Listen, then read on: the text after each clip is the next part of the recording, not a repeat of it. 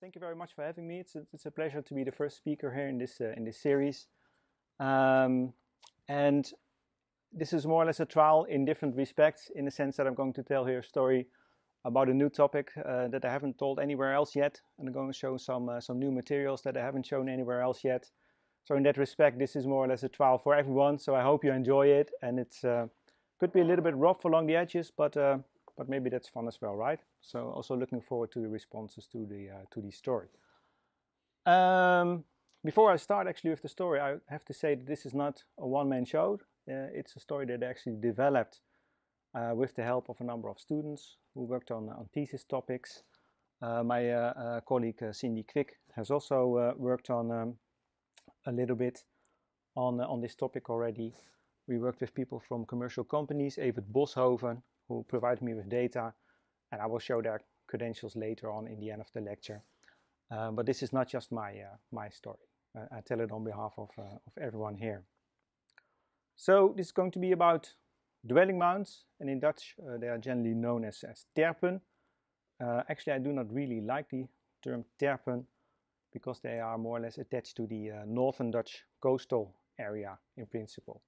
So I don't know if anyone is from that region and is really attached to the term terp. But actually they have all kinds of regional names. So you can see, for example, Wierde in Groningen for the people who come from that region. Woerd, Werf, Warf, Wart, Hill, Pol, and maybe I've even forgotten some more toponyms that are attached to dwelling mounds. So what are dwelling mounds actually? Well, in a very wide definition that I came up with myself, I think they are anthropogenic urban mounds which are raised to be able to live in areas which are prone to flooding. So that's my personal definition. You might see other definitions in the literature. And one of the classical examples of dwelling mounds is this series of dwelling mounds in the Halligen, which is along the German coast. Actually, I showed it more often in other presentations, and then the real people working in the coastal area say, well, this is actually not very typical for the dwelling mounds that we have, because they are actually sitting in the sea and are actually flooded very regularly, and this is apparently something that is not typical for the northern Dutch coastal area, which has a different landscape setting and a different environment. But as an example, I think it is very nice to show. Yeah, so the Netherlands are indeed, as you could call it, a flood-prone country. So here I show you some examples of that. Yeah, I think the people who are from the region know very well that actually the large majority of the country is sitting underneath or below sea level, of course, and then obviously very vulnerable to flooding, as you also see in the right image overhead over there. So I show here the image of about 800 after Christ. The paleogeography, what the landscape more or less looked like at that time. And you can see enormous stretches of swamps, but also salt marshes, coastal mudflats. And obviously people deliberately chose also to live in those areas. So sometimes in research and in literature, you hear people say that it's a battle against the environment and a battle against the sea and things like that. But actually, I think that is not a correct interpretation of things or a correct phrasing.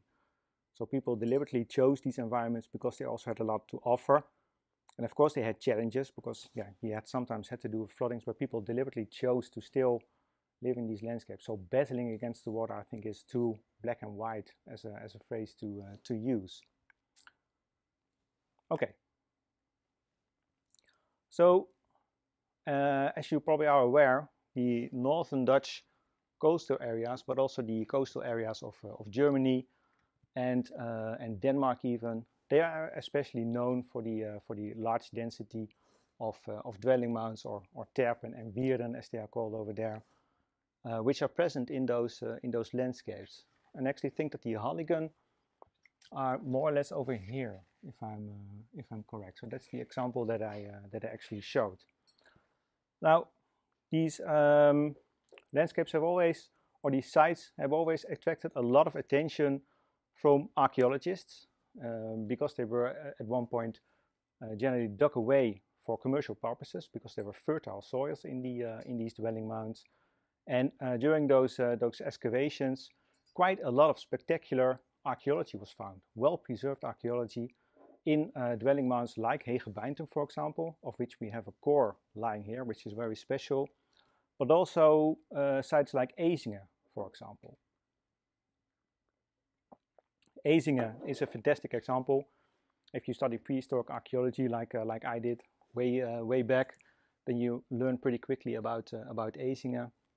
So this is one of those dwelling mounds that was partly dug away to get the fertile soils which are in need in the subsoil, and that were then sold as manure to put on the grasslands, I think especially. But these dwelling mounds, like Ezinge, they have really good preservation circumstances for archaeological material because they are waterlogged. They generally contain clay and peat soils, all kinds of wet sediments in the soil, and that is excellent for the preservation of archaeological material. And that's also why Ezinge became famous, not just in the Netherlands, but also worldwide. And that is because you have all kinds of remains of farmsteads. As you see over here, these are the walls of farmsteads, which were still preserved up to 1/2 meter or something.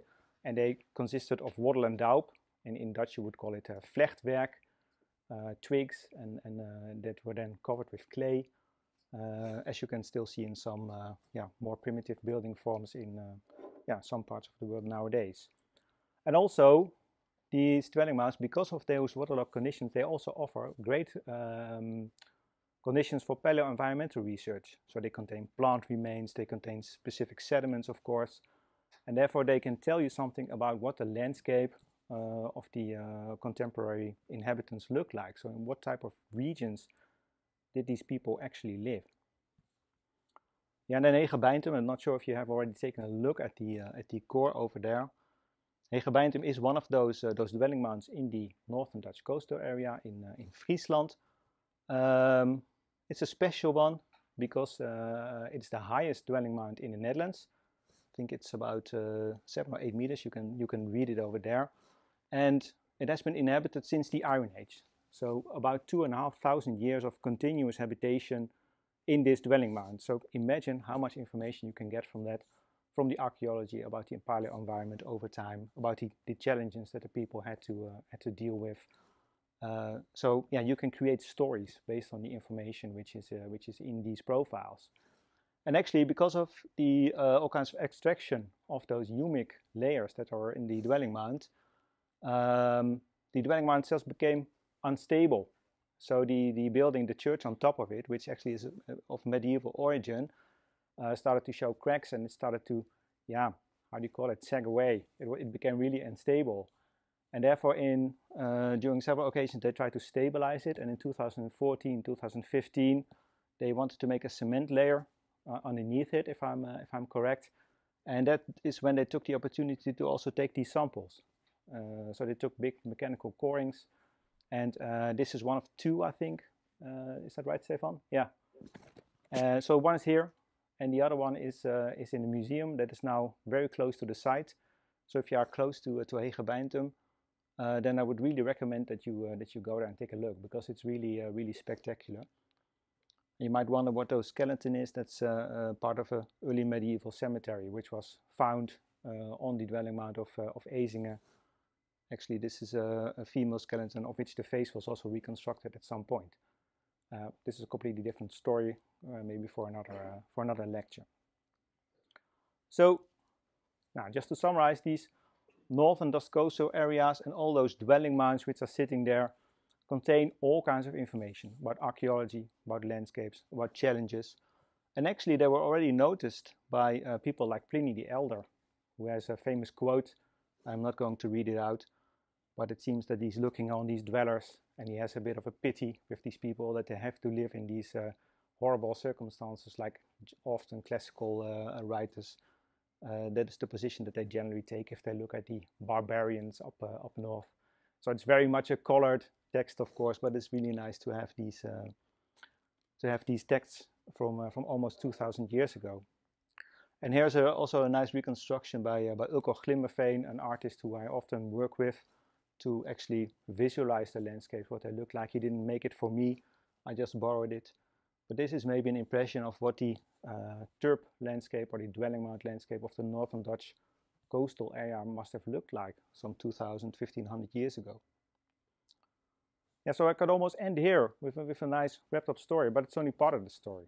I'm always curious, so I thought, why do we not know so much about other parts of the Netherlands? Maybe, yeah, we have all these flood-prone areas. What is the situation in all these regions over here? So then I thought, okay, let's take a look if we can find some information on these areas. And I'm now taking a little bit of a black and white stance and say, okay, the coastal areas are well known, the other areas are not well known. Of course, I secretly already knew a little bit that there was also potential in, for example, the river area and in Western Frisia, but far less intensively investigated, far not as good published. So yeah, quite a big difference with the coastal area. So what I then tried to do was to start a new research, and this is something that we are still working on now, but I'm going to show you some of the results here. So what I actually just set out to do was to try to get a first national scale overview map of dwelling mounds in the Netherlands. So just to know where are they exactly, in which environmental settings can we see them, how old are they, what do they tell us about links with the paleo-environmental processes? Are they just as old as the ones in the northern Dutch coastal area, or are there differences? And then yeah, you might ask, why do we actually want to know all of this? Well, I think it's actually pretty important in various senses. If you do not know where these dwelling mounds are, then it's really difficult to do something with heritage management, for example. Maybe you can reuse these dwelling mounds for some purposes. You can do things with tourism. And of course, they're a really important information source in itself. All these sites contain a huge wealth of information, which is really difficult to retrieve anywhere else. So that's why they're really important, I think. And we did this research in part as a part of the Earthwork project of Wageningen, in which we investigate all kinds of different human-made elements in the Dutch landscapes, like dikes and indeed dwelling mounds, but also prehistoric agricultural field systems. And this is just one of the examples of sites that we work on. So, how did we go about? Just really briefly, we just started with doing a really wide literature survey just to see what has been published on, especially on these other parts of the Netherlands. There are a number of digital datasets which were available, for example, through the Cultural Heritage Agency of the Netherlands, who are taking charge of the monuments, the protected sites, which already have a protected status. So they have some datasets available. And then we also did some more in-depth studies in specific regions that we thought were promising. And that's a part that has been done by some of the students who I already mentioned earlier. So then we try to get more detailed data. And then the third step, that's more or less where we are now, is to actually link different parts of the story together. So we have then that big dwelling mound map, and I will show it. But then we can try to go into more depth to try to explain why they are there, with which environmental challenges they actually are related, and yeah, how they are protected as well, things like that. So I cannot tell too much about that yet, still working on it, but it's something that I'm really keen on developing further. Still okay? Everything clear? It's not too difficult. I sometimes use technical archaeological terms, so if something's completely unclear, just let me know. This is actually pretty exciting. This is a map that we, at least I think it's exciting. It's the first version of the map that we created. Still a little bit rough. Student Job van Tuin, bachelor student, he actually made the first draft, and then we made it a little bit nicer with my colleague Cindy Quick. So this is the first version of the dwelling mound map that we have. And I still have some uncertainties about specific regions. For example, here in Zeeland, I'm not totally sure what these sites exactly are. I think this one here is not complete yet. Actually, I know it's not complete yet. So there are some things that we still need to polish a little bit. But actually, as a general trend, I think it looks pretty good already. And you have to keep in mind that this is a so-called palimpsest. So it shows an image of different time layers on top of each other. So some of these dwelling mounds are older than others, and I will tell a little bit more about it later. So this is more or less where we know that dwelling mounds are at the current moment, so to say. So I'm just going to show you some, give you a little taste of the type of regions that we are actually looking at, and also the type of information that you can get from these regions. This is actually one of my own favorite areas because it's so dynamic and contains a wealth of information actually. So this is the Zuiderzee area, the Southern Sea, which has been partly reclaimed, as many of you will know nowadays. This is the situation around 1500 AD, and here you can see, for example, the island of Marken. We have a series of dwelling mounds. This is Schokland, for those of you who know it. This is the IJssel Delta, Kampen Eiland. This is the area around Nijkerk. So you can see all along the coasts and on islands in the Zuiderzee area, you have these clusters of dwelling mounds. And our current idea is that they mostly date between 1100 and 1800 AD. So they actually are a lot younger than the dwelling mounds in the Dutch coastal area, which can be up to 2,500 years old. So this is a completely different story with a completely different landscape context. So this is one of my personal favorites, the Kampen Eiland region. So you can see the IJssel Delta. There have been all kinds of studies about the genesis of the IJssel Delta, which seems to happen between the end of the Roman period and the start of the early Middle Ages. So then the IJssel Delta is starting to emerge, and then sometime after that, the first dwelling mounds are also starting to appear. I cannot go into detail. I could tell a whole lecture about just this region, I think. But here we also have some really nice information about environmental processes happening there. It's a really famous storm surge of 1825. I do not think that this really triggered the development of new dwelling mounds, but there are all kinds of stories of people who were then fleeing to the dwelling mounds, and they were climbing on the haystacks trying to be saved, and some people were killed in this region and in other parts of Overijssel, but actually it kept most of the population still relatively safe in this area. And of course there have been several of those events in the IJssel region, but also in other fluvial areas of the Netherlands, for which we have, I think, pretty good data. I'm not an expert myself, but I think they are known. Yeah, what's also special about the Kampen Eiland region is that all dwelling mounds have numbers. This one's called Erf 29, actually called Farmstead 29, and I think that it's got to do with the fact that actually these dwelling mounds and the agricultural areas there were owned by the city of Kampen.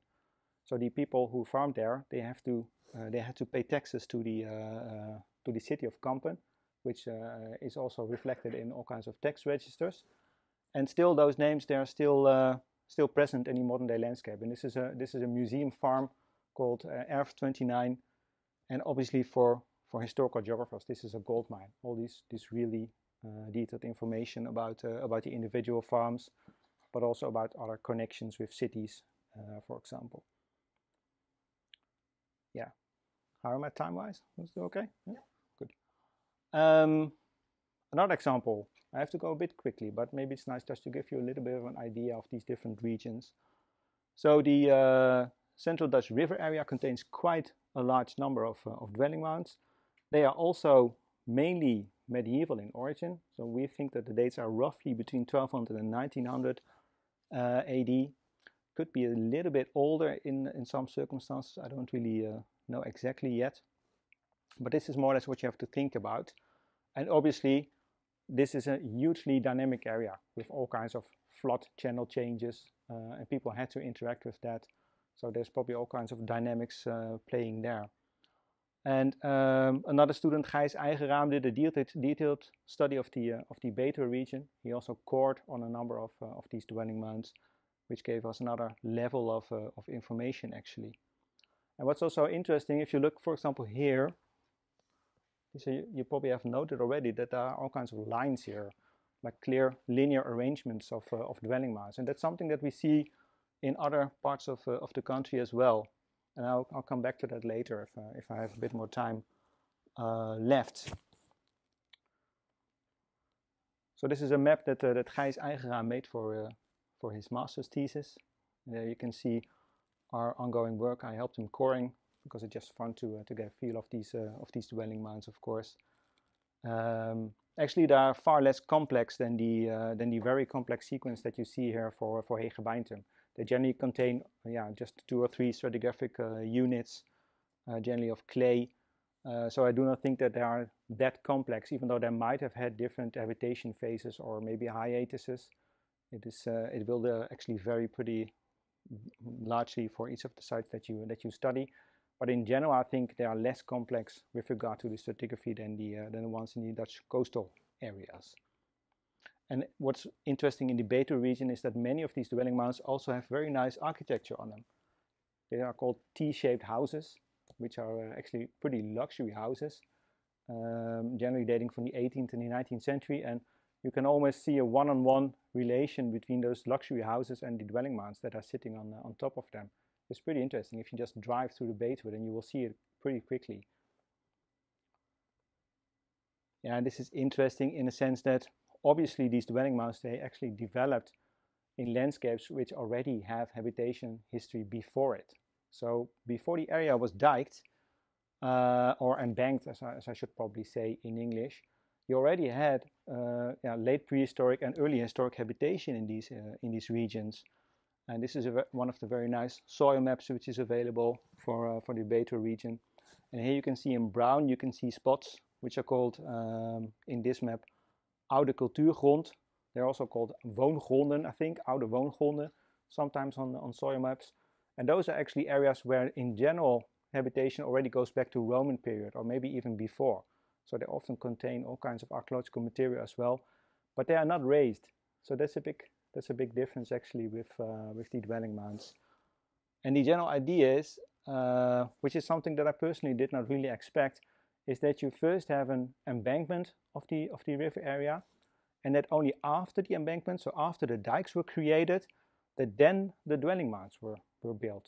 At first I thought, okay, you live in an area which is prone to flooding, so you have to protect yourself by building dwelling mounds, but actually that's not the case. So the theory behind this is that if you have these embanked areas or the dikes that were created, that you might have less floodings than before. But if you have floodings, then they will have a bigger magnitude than before, and then it's going to be actually far more dangerous than before. So in general, in the literature, you read that the building of dwelling mounds in these landscapes is a response to the embankment of the region. Not sure if it's true. I also talk to people who say no, it's not true. So we have to find it out. Yeah, and then Western Frisia, I don't have time to go into much detail here. This is another map that was created by another student who I supervised together with Cindy Quick, Job Slijkeman. And this is actually a pretty interesting map in the sense that he managed to distinguish different types of dwelling mounds. So this is the area around Schagen, for the people who know. And then over there is Hoorn, I think, in the east. I'm not totally sure. But what strikes the eye first is those linear arrangements, right? So what he said, well, basically you have single dwelling mounds, and then you have so-called mound chains, which are a series of mounds which are often found near dikes. So then they use the higher area, and maybe they are safer. I don't really know. And then you have the linear sediments, and those linear sediments, and you don't really see it here now because this is an elevation map, but those green lines, they are generally situated in peat landscapes. So they are very low-lying generally. The dwelling mounds in those lines are also relatively low.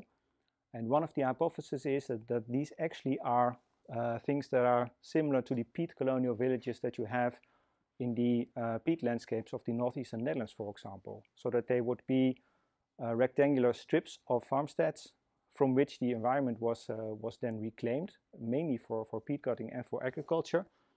And then the areas that these people were living stayed higher because they were not dug away.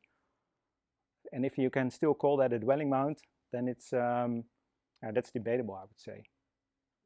Yeah, but it's nice to have this first map. This didn't exist yet at all, so I'm actually pretty proud of the student Job who managed to pull this off already. You can debate about the different types, but it's a good start, I think, for the discussion.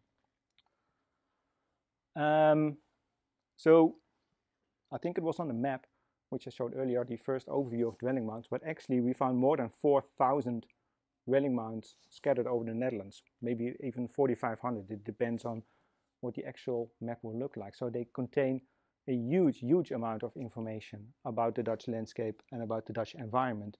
So I would say that we have to be a little bit careful with these resources, and that we have to think more about what we do with them, and then which ones we protect, which ones do we really want to keep, which are more important than others, and things like that. What I then try to do is already get an idea of the status of these sites, even if they are known. So if you, for example, look here, this is somewhere in the Groene Hart, in the low-lying central part of the Netherlands. We also had, we found a nice strip of or series of dwelling mounds here, and they actually are all listed on the monuments map there. So they are known already with local organizations who are responsible for the management of these landscapes, which in itself is good news. But if something is listed as a monument or as a terrain with high archaeological value, then unfortunately this does not mean that it's protected and that nothing can happen there. Often it's still going to be some kind of negotiation if something is planned there, and then in many cases it will still happen that these areas will be affected. But we need knowledge. I think we mainly need knowledge for choices. Yeah, to wrap up, so what I found so far, and it's still, as I said, work in progress, is that we have far more dwelling mounds than is generally known. Maybe you have some people who will know, but actually the large majority of people have got no idea that there are dwelling mounds in Western Frisia or in the Dutch Central River area. They're actually sitting in very different landscape types. They generally share that they are wet and potentially prone to flooding. That's basically what connects them, I would say. And they are really important archaeological, and I should have added here, paleo-environmental archives. So they tell us about the archaeology, they tell us about the soil, about the environment. And actually, if you don't have the knowledge, then these sites become more vulnerable. So I would say that we need to have a more thorough investigation of these.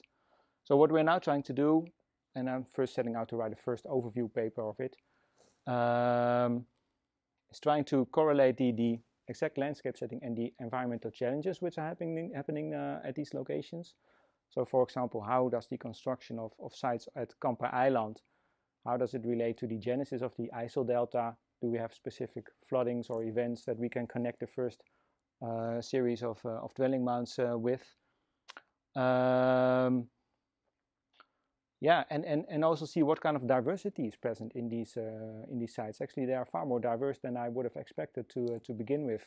So dwelling mounds like Hegebeintum, they are huge. They are. You also have dwelling mounds where complete villages are on top of, or dwelling mounds that grew together at some point. If you look at the Betuwe, then sometimes you have to be careful and look in the landscape. And then sometimes even really difficult to recognize them, because they can only be maybe a meter or 1.5 meter higher than the environment. But once you start to recognize them, it becomes really easy, actually. Yeah, so like I said, this is only a first start of the research. I'd like to thank the organizers for having me here, also for making this really beautiful illustration, which actually Laura, thank you, which actually attracted a lot of attention. I got asked frequently who made this one, so thank you for that. Yeah, as you see, I've used quite a lot of research and data from my students who did a really good job on this topic. Menne Koosjan of the Cultural Heritage Agency and Evert Boshoven of Raap, who was working on the Dutch Central River area. They provided me with unpublished data sometimes, which was really nice. And Cindy, who always helps me with data analysis and mapping, where I can barely miss. So thanks for that. Yeah.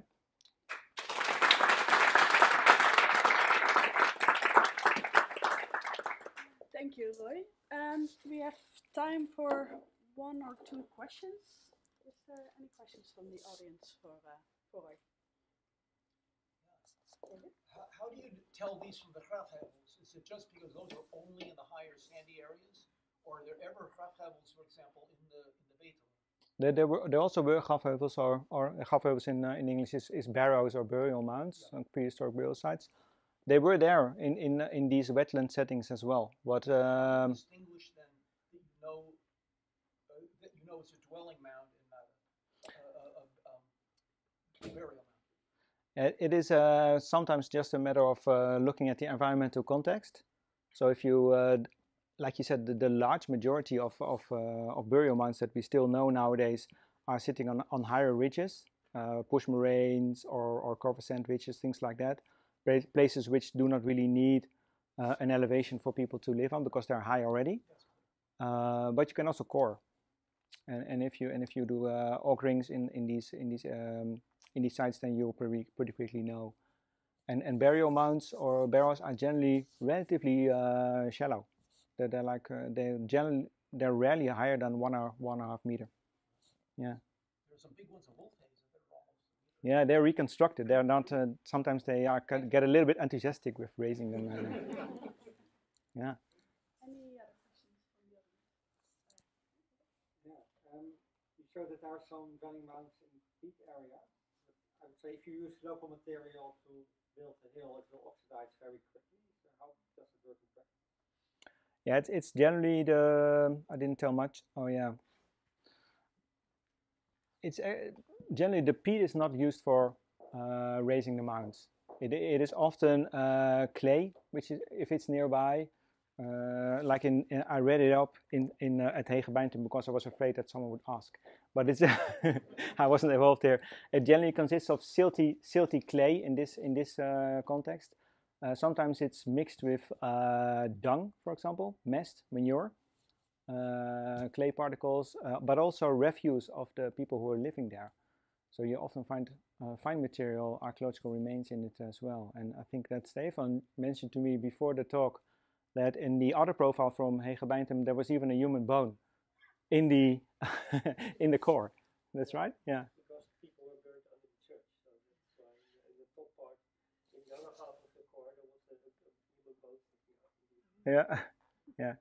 But I would say that peat, you can have peat layers in dwelling mounds, but they will not make up the large majority of it because it's just indeed like you say, it's too dangerous. Yeah. We have time for one last question. I had a bit of a related question because I was really interested in how are those dwelling mounds constructed. So the material is always from nearby, or could it come from far away? It is often from very nearby. Yeah, and in some cases, especially in the Dutch coastal areas, they know exactly where the material came from because there are still depressions within 100 or 200 meters or so. Yeah, and so it's basically a combination of stuff that's brought to the site, but also manure and waste and stuff that piles up on the location itself. Yeah, and there could also be natural sedimentation happening.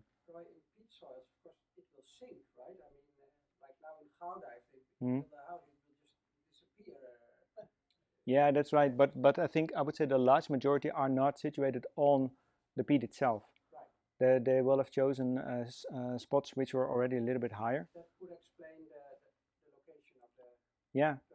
So for example, this one here, it actually is a quite complex stratigraphy, but the basis consists of cover sand, and then you have salt marshes, kwelders on top of it, and then you get the anthropogenic layers on top of that. Yeah. Well, thanks. Let's give Roy another round. Welcome.